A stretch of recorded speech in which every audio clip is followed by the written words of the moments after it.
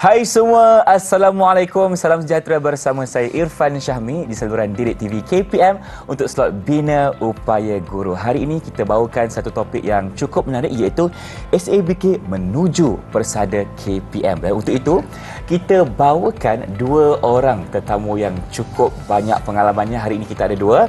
Yang pertama di sebelah kiri saya kita ada Ustaz Saifuddin bin Husin, Timbalan Pengarah Sektor Pengembangan Sekolah Agama, Bahagian Pendidikan Islam, Kementerian Pendidikan Malaysia. Assalamualaikum Ustaz, apa khabar? Waalaikumsalam warahmatullahi wabarakatuh. Sihat ya? Selamat, Alhamdulillah. Alhamdulillah, terima kasih. Dan di sebelah kirinya pula, kita ada Ustaz Muhammad Kamal bin Mahdi, Ketua Penolong Pengarah Kemajuan Sekolah Agama Bahagian Pendidikan Islam, Kementerian Pendidikan Malaysia. Assalamualaikum Ustaz Kamal. Waalaikumsalam. Sihat ya? Alhamdulillah. Baik, terima kasih kerana turut serta bersama kami untuk slot Bina Upaya Guru, di mana kali ini kita akan menceritakan bagaimana ruang dan peluang untuk guru-guru membina kerjaya mereka, sama ada untuk menjadi guru biasa, pensyarah maupun seseorang dalam pentadbiran. Dan kali ini kita bawakan topik SABK menuju persada KPM. Sebagai mukadimahnya Ustaz, mungkin Ustaz boleh kongsikan apa yang dimaksudkan dengan SABK ni dan bagaimana tercetusnya SABK dalam KPM sebenarnya. Silakan. Tuan-tuan, puan-puan yang saya kasihi sekalian, apabila kita menyentuh mengenai dengan SABK, untuk makluman Irfan, ia merupakan singkatan ataupun akronim bagi Sekolah Agama Bantuan Kerajaan. Jelas. Kerajaan kita meminta supaya KPPM pada masa itu, Tan Sri Murad, untuk menubuhkan satu jawatan kuasa untuk melihat balik mengenai dengan orang kata perkembangan mengenai dengan sekolah agama. Hasil daripada perbincangan jawatan kuasa khas ini, alhamdulillah, telah banyak perkara-perkara yang telah diputuskan. Di antaranya adalah untuk mendaftarkan sekolah-sekolah agama negeri. Sekolah agama ini ataupun pendidikan Islam ini bermula daripada abad yang ke-15 lagi, yang bermula tahun 1400 yang lampau. Kalau kita lihat zaman Melaka, Kesultanan Melaka dulu, ya, para miswara, Iskandar Shah, apa semua sekali tadi, dan di situlah bermulanya pendidikan Islam ini. Namun begitu, pendidikan Islam ini bermula di rumah, ya, bermula di rumah. Kemudian ada yang institusi-institusi yang dibina oleh tok guru di tepi-tepi rumah mereka. Kemudian Jabatan Agama Islam Negeri mengambil alih, ya, mengambil alih untuk membina secara tersusun, dan kita di peringkat Kementerian Pendidikan Malaysia telah pun membina, menyusun balik, menyelaras balik mengenai dengan sekolah-sekolah agama negeri ini, bermula pada tahun 2005. 2005. Ya. 2005 ini adalah tercetus hasil daripada selepas daripada kemerdekaan. Ya, selepas daripada kemerdekaan, pendidikan Islam ini masih lagi berada di luar sistem. Masih belum masuk dalam KPM lagi. Belum masuk dalam KPM lagi, ya. Pada tahun 1960, ya, 1960 kurikulum mula masuk dalam sistem kurikulum kebangsaan, dan daripada sistem kebangsaan ini, maka pada tahun 1977 Kementerian merasakan perlu diambil alih sekolah-sekolah agama ini. Baik, okey. Itu dari segi permulaan kepada bagaimana tercetusnya SABK dalam Kementerian Pendidikan Malaysia. Dan mungkin Tuan boleh jelaskan, Ustaz boleh jelaskan kepada Irfan dan penonton di rumah bagaimana bantuan-bantuan yang diberikan kepada sekolah yang mendaftar sebagai SABK ini. Silakan. Sekolah SABK ini, kalau kita melihat pada awalnya, ya, pada awalnya apabila kita serap masuk, kita daftarkan sekolah-sekolah tersebut, maka di peringkat awalnya adalah kita memberi ikhtisas kepada guru-guru. Itu di bawah bantuan kerajaan kita. Baik. Ya. Kemudian dari sudut emolumen ataupun gaji-gaji mereka pun juga kerajaan kita memberi bantuan kepada mereka mengikut grade dan juga pekeliling yang dibenarkan yang SPP yang berkuat kuasa semasa, base kepada grade gaji lah, Gaji, dan mereka itu diberi lantikan dengan lantikan tetap. Di samping itu juga untuk murid-murid kita ada banyak, kita ada bantuan PC awal persekolahan, bantuan geran per kapita, mata pelajaran, bantuan prasekolah, kemudian bantuan makanan kalau di asrama kita ada bantuan makanan asrama, bantuan perjalanan dan juga dia panggil apa tu? Pengangkutan dan juga perjalanan di asrama. Maksudnya pergerakan mereka dari rumah ke sekolah macam tu ke? Pergerakan dari asrama biasanya kita gunakan untuk mereka kalau untuk solat jemaat jauh. Mungkin ada bas atau van yang akan diberi. Program-program di luar daripada asrama, daripada sekolah, mereka akan gunakan peruntukan kita tadilah. Maksudnya yang besarnya perkhidmatan berkaitan dengan perkhidmatan kawalan keselamatan, berkaitan dengan perkhidmatan kebersihan bangunan dan perkawasan. Yang ni Kementerian Pendidikan akan buka tender untuk membantu sekolah-sekolah ni bagi memastikan keceriaan dan kebersihan sekolah lah supaya kondusif.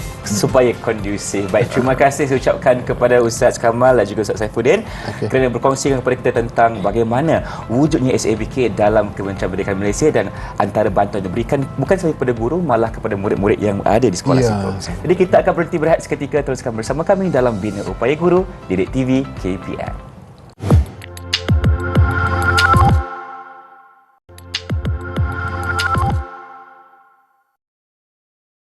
Kembali menyaksikan slot Bina Upaya Guru Didik TV KPM bersama saya Irfan Syahmi dan dua tetamu yang cukup hebat orangnya. Kita ada Ustaz Saifuddin dan juga Ustaz Kamal di sini.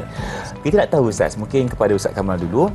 Sekiranya adik-adik kita di sekolah SABK ni dah selesai pengajiannya di situ, dan apakah antara peluang yang mereka ada untuk melanjutkan pengajian mereka? Okey, terima kasih Cik Irfan. Alhamdulillah untuk anak-anak kita yang berada di sekolah agama bantuan kerajaan ni, Kementerian Pendidikan Malaysia telah mendaftarkan mereka pada tahun 2005, bermula 2005, telah pun menyusun kurikulum yang khusus untuk anak-anak kita yang berada di sekolah agama khusus SABK ini dengan satu kurikulum yang disebut sebagai kurikulum bersepadu dini, akronim kepada KBD, dan kurikulum bersepadu tahfiz, akronim kepada KBT. Okey, kedua-dua kurikulum ini telah pun diselaraskan oleh Kementerian Pendidikan dan diiktiraf sebagai kurikulum kebangsaan bermula tahun 2013.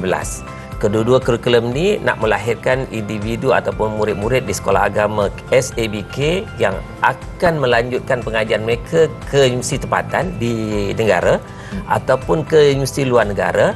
Hasrat besarnya untuk yang di bidang dini itu adalah untuk melahirkan pelapis ulama. Ini hasrat besar Kementerian Pendidikan lah. Kalau kita di vocational sebagai contoh nak lahirkan kata murid-murid yang mahir dalam bidang-bidang teknikal mereka. Tapi kalau sekolah agama ni nak melahirkan mereka yang bakal menjadi pelapis ulama. InsyaAllah. Okey, itu untuk yang bidang dini. Manakala di bidang dini dan tahfiz itu juga ada bidang yang satu tambahan untuk sains. Oh, ada sains juga? Ada sains. Jadi ada sains tulen untuk mereka, dan untuk anak-anak ini selepas mereka menamatkan pengajian di universiti tempatan ataupun di luar negara, harapan kementerian adalah untuk melahirkan anak-anak yang bakal menjadi teknokrat dan profesional yang memahami agama ataupun teknokrat dan profesional mutadayyin. Dua aliran besar ini telah pun diperkenalkan dan alhamdulillah, maknanya kalau sebagai contohlah anak-anak kita tahfiz setiap tahun lebih kurang kementerian akan melahirkan lebih kurang 2,500 lebih kurang mereka yang hafaz 30 juzuk. Jadi kalaulah dalam angka 2,500 setiap tahun, kalau 10 tahun kita akan melahirkan lebih kurang 25,000. 25,000 yang hafaz 30 juzuk. Yang hafaz 30 juzuk. Ini sesuatu modal insan yang sangat besar untuk Kementerian Pendidikan dan negara kita. Dan kementerian bukan sahaja memperkenalkan kurikulum KBD dan KBT itu semata-mata, bahkan kementerian juga telah memperkenalkan satu program yang disebut sebagai Syahadatul Ulia Ulul Albab. Satu-satunya program ini dilaksanakan di Sekolah Menengah Imtiaz Yayasan Islam Terengganu. Di bawah juga yang berdaftar sebagai SABK. Mereka ini adalah merupakan pelajar-pelajar yang kami gelarkan sebagai cream of the cream. Yang paling cemerlang antara yang paling cemerlang. Di kalangan mereka yang paling cemerlang dalam bidang hafazan dan di dalam bidang akademik. Dan mereka ini pengambilan setahun lebih kurang dalam sekitar 60 orang daripada seluruh negara. Pembukaannya 2 kelas di situ, dan harapan kita, target kita ialah selepas lebih kurang 12 tahun pengajian mereka di tingkatan 4 sehinggalah ke universiti, mereka akan dapat sebagai pemegang PhD yang bakal mengisi pos-pos utama, mufti, majlis fatwa kebangsaan dan seumpamanya. Itulah target Kementerian Pendidikan untuk melahirkan pelapis-pelapis pimpinan negara dan yang mahir dalam bidang agama akan datang. Betul, kita sokong hasrat itu kerana bagi saya cukup besar hasratnya untuk mencipta murid-murid kita bukan sahaja seimbang dari segi duniawi tetapi ukhrawi juga. Betul. Dan kita nak lahirkan pelapis ulama. Saya suka tentang itu. Dan sekarang ini mungkin kita nak lihat bagaimana secara terperincinya hala tuju SABK yang digariskan oleh Kementerian Pendidikan Malaysia. Silakan Ustaz. Terima kasih Encik Irfan. Justru itu kita bukan hanya bercakap atas sesuatu yang dirancang atas kertas, kita juga nakkan murid-murid ni dapat melaksanakan secara praktikal. Dari sudut akademik kita dah ada kurikulumnya, manakala dari sudut pengisian ketika mereka berada di asrama, antara perkara-perkara yang boleh membina sahsiah jati diri murid-murid ni, kementerian telah pun menggariskan murid-murid itu diprogramkan seperti solat berjamaah di surau asrama. Secara hariannya mereka melaksanakan program untuk membaca suratul mulk ataupun suratul waqiah sebelum tidur, bangkit tidur awal untuk memastikan solat subuh berjamaah itu dilaksanakan di awal waktu. Begitulah program-program yang berkaitan dengan khidmat murabbi, budaya untuk memastikan budaya salam itu terjadi dan berlaku. Itu di sudut pembinaan sahsiah diri di antaranya. Di samping itu, kementerian juga ingin memastikan untuk meningkatkan kualiti pengurusan pendidikan di SABK. Pengetua-pengetua di SABK yang asalnya mungkin tidak mengikuti kursus MPQL untuk kepengetuaan, maka kementerian menyusun untuk bagaimana MPQL itu perlu diikuti oleh setiap pengetua, dan akhirnya pengetua-pengetua yang menguruskan sekolah-sekolah ini di kalangan profesional yang mahir dalam bidang pengurusan. Baik. Di samping itu juga untuk bidang guru pula, kementerian sebagaimana yang disarankan oleh Timbalan Ketua Pengarah Pelajaran yang bahagia Dr. Ahmad Rafi Cik Kasim, mencadangkan supaya SABK boleh melahirkan 200 guru pakar, guru cemerlang untuk pada masa-masa ke depan. Nak menunjukkan bahawa kementerian sangat prihatin kepada SABK, bukan sekadar guru biasa, tetapi nak melahirkan guru-guru cemerlang, guru pakar yang berada di sekolah-sekolah SABK mengikut option masing-masing.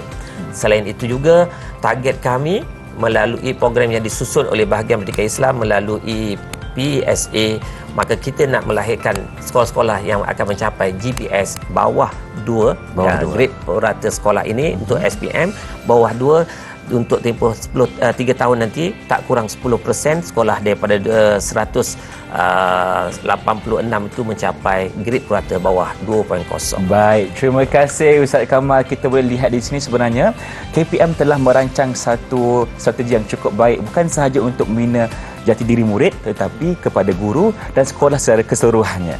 Jadi kita akan berhenti berehat seketika, teruskan bersama kami dalam Bina Upaya Guru di TV KPM selepas ini.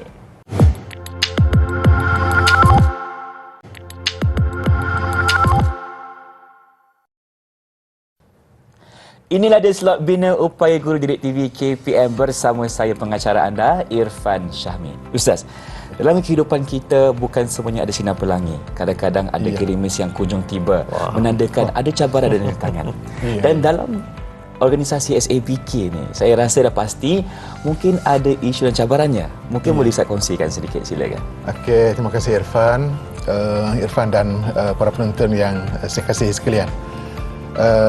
Untuk membina sebuah institusi pendidikan dan kita nak masukkan dalam Kementerian Pendidikan yang begitu besar, keluarga yang begitu besar. Satu di antara cabaran-cabaran yang kami hadapinya adalah mengenai dengan untuk menyelaras, ya. Kalau kita lihat sebelum ini, sebelum 2005, sistem pendidikan di sekolah-sekolah institusi pendidikan di luar sana tadi mempunyai CJ yang pelbagai, ya.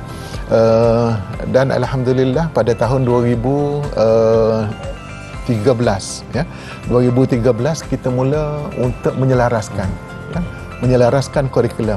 Kalau dulunya kita mempunyai CJ daripada CJ tinggi agama di Johor, CJ tinggi agama di Kelantan, CJ agama di Selangor, ikut macam negeri, ya? ikut negeri masing-masing, ya. Jadi pada tahun 2013, setelah mendapat perkenan daripada Majlis Raja-Raja, alhamdulillah kita telah pun melaksanakan satu kurikulum yang kita panggil kurikulum bersepadu. Kurikulum bersepadu sama ada dini, dan yang keduanya kurikulum bersepadu tahfiz, ya. Kurikulum bersepadu dini ini setelah mendapat perkenan daripada raja-raja, kita telah pun mewujudkan beberapa subjek-subjek. Dan subjek-subjek ini, kurikulum dini dan juga kurikulum tahfiz ini sendiri, subjek-subjek ini kita telah masukkan dalam arus perdana satu, dan kemudian yang keduanya kita serapkan dalam peperiksaan SPM yang boleh diterima pakai bukan hanya setakat universiti-universiti di Malaysia sahaja, tetapi sijil-sijil SPM ini diterima pakai oleh dua luar negara. Di luar negara, di UK, USA, apa semua sekali, dan banyak universiti-universiti yang mengiktiraflah. Baik. Kurikulum dini ianya merangkumi beberapa subjek, ya, di antaranya usuluddin, syariah, lughah arabiyah muasirah, adab wal balaghah, manahij al-islamiyah. Itu di antara 5 subjek yang kita serap masuk dalam peperiksaan SPM. Kemudian yang kedua, dalam kita nak menyelaraskan, kalau sebelum ini kita rasa agak mustahil tahfiz nak masuk dalam sistem kebangsaan, ya. Tetapi pada tahun 2015 ini, alhamdulillah, kurikulum tahfiz ini telah pun diserap masuk dalam sistem pendidikan kita dan dimasuk dalam SPM untuk 2 subjek, iaitu subjek hifzul Quran. Nak tahu sejauh mana murid itu boleh menghafaz Al-Quran, dan yang kedua maharatul Quran. Mereka bukan hanya tahu menghafaz, tetapi dalam masa yang sama juga mereka memahami ayat-ayat itu, fiqhul ayat, ya. Sebagaimana yang Ustaz Kamal sebutkan tadi lah, ya, 20,000 yang kita lahirkan hupas-hupas apa ini merupakan satu cabaran-cabaran pada kita, ya. Di antara cabaran-cabaran yang kita hadapi, yang kedua yang kita hadapinya adalah setelah kita menyelaras, ya, kurikulum bersepadu dini dan juga kurikulum bersepadu tahfiz ini sendiri, di antara cabaran-cabaran yang kita hadapinya adalah oleh kerana kurikulum ini kebanyakannya adalah kalau dini 100% bahasa pengantarnya adalah bahasa Arab. Jadi mungkin sukar untuk murid-murid memahami, di untuk melatih menggunakan bahasa itulah. Jadi atas dasar inilah kita bina upaya guru untuk mereka mahir, mereka hebat, mereka mampu untuk memberi pendidikan dan juga untuk mengajar, menyampaikan maklumat-maklumat kepada pelajar. Itu di antaranya. Baik, ya? Itu antara cabaran rintangan yang dihadapi oleh SABK. Dan kita nak tanya kepada Ustaz Kamal, bagaimana, ada tak cara ataupun strategi untuk kita menangani isu ini? Silakan. Terima kasih Encik Irfan sekali lagi. Kementerian telah pun melihat seperti mana yang telah disebutkan oleh Ustaz Saifuddin tadi. Cabaran besar kepada anak-anak kita ni dari sudut bahasa pengantar untuk kedua kurikulum itu adalah bahasa Arab. Justru untuk membantu guru dan murid, maka kementerian melalui BPI telah memperkenalkan program-program di antaranya seperti Jawahir Mumtazah dan satu lagi iModule yang dibina oleh guru-guru yang mahir dalam bidang masing-masing, yang kita kumpulkan lebih kurang hampir 300 guru seluruh negara untuk membina iModule. Tujuan utamanya bagaimana untuk memberikan sesuatu input kepada murid-murid bagi menguasai ilmu setiap subjek yang mereka pelajari, dan akhirnya mereka boleh cemerlang di dalam peperiksaan SPM yang akan mereka alami ataupun hadapi. Kedua, di antara perkara nak menyelesaikan isu ni, kami telah memperkenalkan satu program yang kami sebutkan sebagai Quick Win pengurusan misali. Dalam Quick Win pengurusan misali ini, konsepnya ialah cara mudah untuk menyelesaikan satu isu, dan dapatan kita melalui data tentang penguasaan murid, maka kita akan menyelesaikan isu itu, dan kami telah pun melaksanakan beberapa siri bersama-sama dengan sekolah rintis yang telah pun dipilih oleh kementerian, lebih kurang 30 buah sekolah, 30 buah sekolah. untuk tahun ini. Dan kita cuba menyelesaikan isu-isu yang berkaitan kalaulah untuk mencapai keputusan yang cemerlang, maka melalui design result by design, kami telah pun menyusun bagaimana untuk menjadikan sekolah-sekolah ini boleh melonjak kecemerlangannya. Jadi justru itu kami telah pun menggunakan pakar-pakar bidang-bidang tertentu, cara bagaimana nak bantu pihak sekolah dan murid untuk mencapai target tersebut. Justru itu juga kami telah pun akan menggunakan pendekatan seperti akan melihat semula bagaimana institusi asrama yang ada di sekolah-sekolah SABK ini diurus dengan lebih teratur dan lebih bersistematik. Di antara yang akan kami berikan fokus ialah kami nak lihat balik jadual rutin harian di kalangan anak-anak ini, supaya anak-anak itu ada cukup masanya untuk rehat, memanfaatkan masa yang ada dengan semaksimum mungkin untuk kecemerlangan akademik, dalam masa yang sama melatih mereka untuk menjadi bakal-bakal pemimpin, diberikan kepada mereka latihan dari sudut co-curriculum, melalui persatuan dan seumpamanya.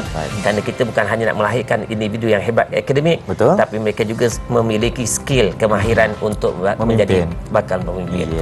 Itu dia antara perkara yang akan menjadi fokus kita lah. Justru itu dalam bidang co-curriculum pula, antara yang disusun oleh KPM untuk menyelesaikan isu-isu yang dan cabaran di SABK ialah kita akan memastikan setiap murid akan mencapai GPS co-curriculumnya melebihi 2.0 untuk melayakkan mereka mendapat merit kelayakan untuk bersaing untuk memohon ke IPTA ataupun IPTS ataupun universiti awam lah sekarang ni, atau universiti swasta. Itu antara yang disusun oleh kementerian untuk memastikan SABK boleh bersaing dengan sekolah-sekolah yang cemerlang seperti SBP, MARA dan seumpamanya. Itulah dia sedikit sebanyak antara strategi yang dikeluarkan oleh Kementerian Pendidikan Malaysia untuk memastikan murid-murid dari SABK ini merupakan murid yang cemerlang. Bukan sahaja dari jati diri, tetapi juga cemerlang dalam kepelbagaian aspek dalam kehidupan mereka. Jadi, kita nak ucapkan terima kasih kepada Ustaz Saifuddin dan juga Ustaz Kamal kerana bersama Irfan hari ini kongsikan kepada kita tentang bagaimana untuk SABK ini menuju persada KPM, dan kita mengharapkan segala perkongsian ini dapat membantu untuk SABK mengecapi lebih banyak kejayaan pada masa akan datang. InsyaAllah kita jumpa lagi. Dengan itu, Assalamualaikum dan salam sejahtera.